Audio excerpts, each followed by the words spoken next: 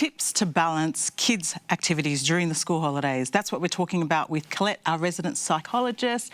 So, how do we balance activities? Like, as an adult, I'm trying to balance my own life, let alone my kids' life. So what are some great tips that we can apply at home? I think you've kind of touched on there. For some parents, their children are at home if you've got real littlies. But I'm talking now about parents whose children's daycare centres closed down over holiday periods, or if you have young school-aged children, your kids are at home. Some parents are still needing to work, even if you're working online. You're still needing to work right up until the Christmas period. And so it's that juggle. And I always say to parents, you don't need to entertain your children all the time. It's not your job to be the entertainer.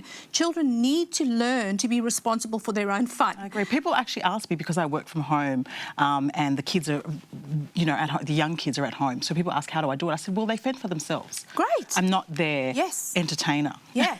And I think that the trick, though, as parents, particularly these days for us as parents, remember, I've still got a young one. I've got two much older kids, but I've still got a young one who's going to be on school holidays. The juggle for me is the balance between technology time and having time off of technology. Right. And I find right at the start of the holidays is actually creating a schedule with my child where he is part of that schedule, so he knows exactly when his technology times will begin and when they will end. So we have certain boundaries around timing.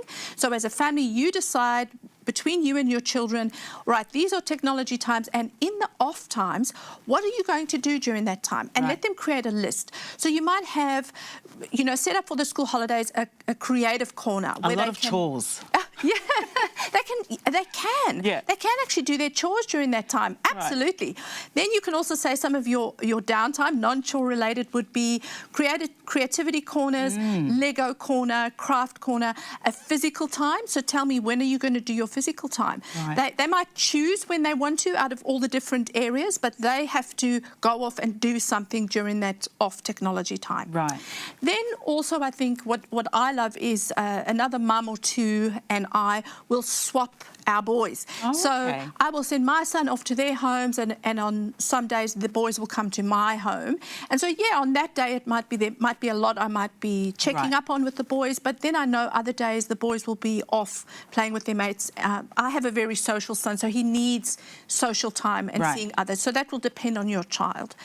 Then I think also, even though we don't entertain our children, if our children know that they will have planned time with you one-on-one. So I love to call those the love bomb days, where we might plan a day or half a day with our children and say, that's going to be the date, let's mark it on the calendar, that's the day you and I do something together. Love that. Choose what you would like to do.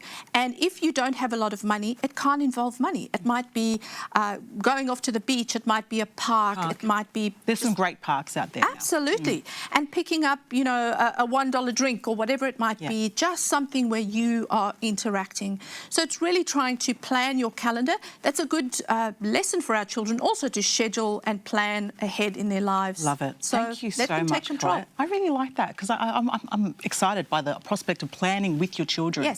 And it makes it fun for them too. Thank you. Keep it locked right here at Mums at the Table. And don't forget, for more of these great tips, click right here.